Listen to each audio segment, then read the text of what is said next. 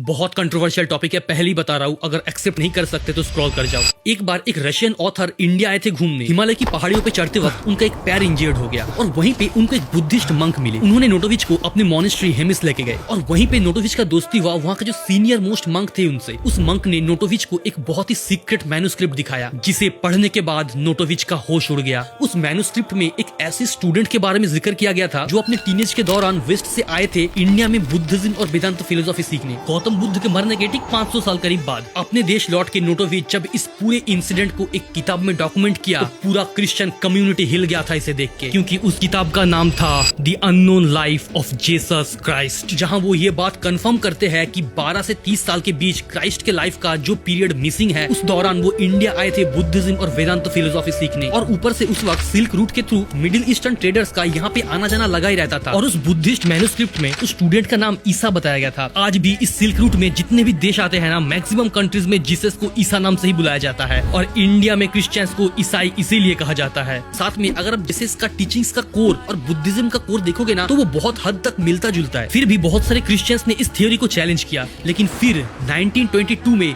स्वामी अभेदानंद ने भी अपने कश्मीर ट्रिप के दौरान इसी हेमिस मॉनेस्ट्री घूम के आए और उन्होंने साथ में पाली लैंग्वेज में वो जो मैन्युस्क्रिप्ट था उसका ट्रांसलेशन भी किया इंग्लिश में और अपने किताब my journey to Kashmir and Tibet में इस चीज को फिर से कंफर्म किया। और इस बार तो टाइमलाइन भी एग्जैक्ट मैच कर गया आज से 2000 साल पहले, यानी ठीक क्राइस्ट का समय। तो इतना सारा प्रूफ, ये सारा एक झूठ है?